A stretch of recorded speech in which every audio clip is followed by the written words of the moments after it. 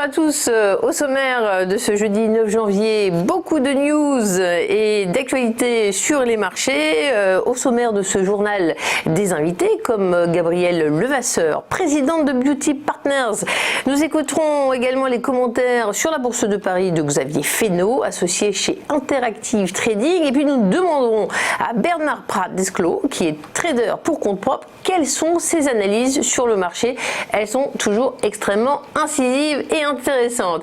À suivre un petit peu plus tard l'interview de Pierre-Alain de Malray, président de Santiane.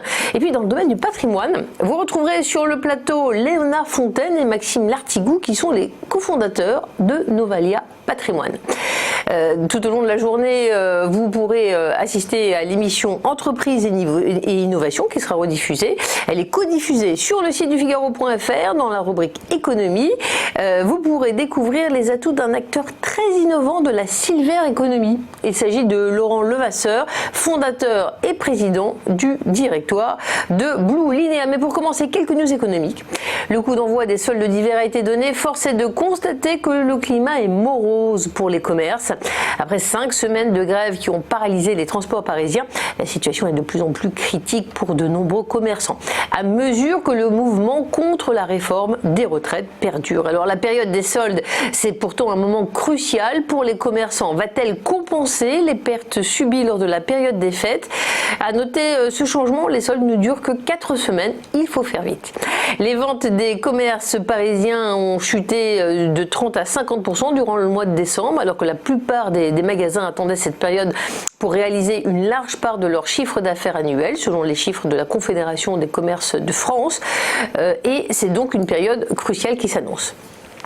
Nous sommes à un jour d'une rencontre importante sur le front des retraites. Le Premier ministre et le secrétaire général de la CFDT, Laurent Berger, vont se retrouver demain vendredi pour la conférence de financement sur les retraites qui se tiendra à Matignon avec l'ensemble des partenaires sociaux. Une proposition qu'avait faite Laurent Berger dimanche qui souhaitait discuter le mandat et le calendrier. D'autres organisations vont bien sûr jouer un rôle important comme l'UNSA et la CFTC dans ce conflit. Elles ne sont pas opposées à la réforme. Le MEDEF joue également bien sûr un rôle significatif, a priori favorable. Mais ces deux protagonistes-là, le Premier ministre, Laurent Berger, responsable syndical, sont ceux qui ont le plus d'intérêt à aboutir à une solution. Édouard Philippe, parce qu'Emmanuel Macron lui a demandé un compromis rapide. Laurent Berger, parce que son syndicat milite depuis 10 ans pour l'instauration d'un régime universel par points. Pour l'instant, l'accès à un accord est verrouillé, parce que l'exécutif a inscrit l'âge pivot, la décote liée à l'âge, dans le projet de loi transmis au Conseil d'État vendredi dernier. Alors, le responsable syndical a réagi. Ce serait de bon ton d'avoir une annonce que l'âge pivot est retiré du projet de loi actuel, sinon la CFDT ne s'inscrira pas durablement dans cette discussion. C'est ce qu'avait déclaré Laurent Berger mardi. La CGT, la CFE-CGC et la FSU, opposées à la réforme des retraites, ont claqué la porte de la réunion sur la pénibilité dans la fonction publique qui se tenait mercredi. Elle avait été organisée par les secrétaires d'État Olivier Dussopt et Laurent Pietraszewski. Selon ces syndicats, Olivier Dussopt a annoncé la fin des catégories actives qui permettaient aux agents ayant un métier particulièrement pénible de partir à la retraite de manière anticipée 5 ou 10 ans avant l'échéance. FO et Solidaires, autres mouvements syndicaux, avaient décidé dès mardi de boycotter cette réunion.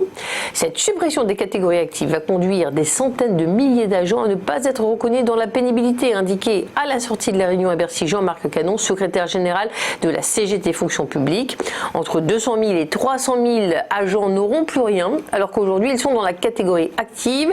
Ils ne le seront plus à l'avenir sur la base des 6 critères établis par le gouvernement qui ne veut pas en débattre, avait-il souligné, estimant que 700 000 agents publics bénéficient aujourd'hui de ces droits dans le cadre des catégories actives. On le voit, beaucoup de tensions sur ce front de la retraite avec des manifestations qui continuent notamment dans les rues à Paris.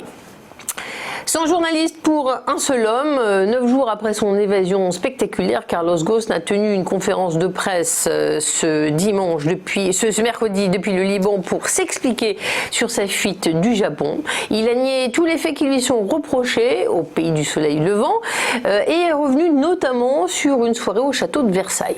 Frustré par 13 mois de quasi-silence, l'ancien patron de l'alliance Renault-Nissan a assuré mercredi à Beyrouth qu'il était totalement innocent des charges dont l'accuse le parquet japonais et répété qu'il avait été victime d'un complot politico-industriel.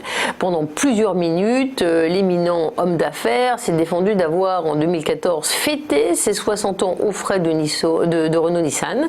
Ces images d'une soirée fastueuse aux frais de l'entreprise, coïncidant avec l'anniversaire, avaient fait polémique. Les animations dans la galerie des batailles à Versailles lors de la soirée organisée par Carlos Ghosn le 9 mars 2014 avait fait grand bruit. La location gratuite d'une partie de Versailles pour l'anniversaire de la femme de Carlos Ghosn n'était pas un geste commercial, contrairement à ce qu'a affirmé l'ancien PDG de Renault-Nissan lors de sa conférence de presse, a pris France Info d'une source proche du dossier. En fait, après cette conférence qui a suscité beaucoup de questions, les médias sont partis à la pêche aux infos et cette enquête se joue à livre ouvert. Carlos Ghosn n'a pas dépensé un centime pour la location de l'entrée du Grand Trianon et de la Galerie des Cotels le 8 octobre 2016. Ces lieux ont été gracieusement mis à disposition par le château de Versailles pour une soirée privée. Le mania déchu de l'automobile a en fait profité d'une disposition inscrite dans une convention de mécénat. Selon cette disposition, Renault est habilité à organiser des manifestations dans ces deux espaces du château à hauteur de 25% du montant du don effectué. Ce don porte sur la réfection du salon de la paix. C'est un don de 2,3 millions d'euros selon le château de Versailles et non d'1 million comme l'a affirmé Carlos Ghosn. Alors selon le château de Versailles, ce prêt des deux salles est effectué au bénéfice de Renault.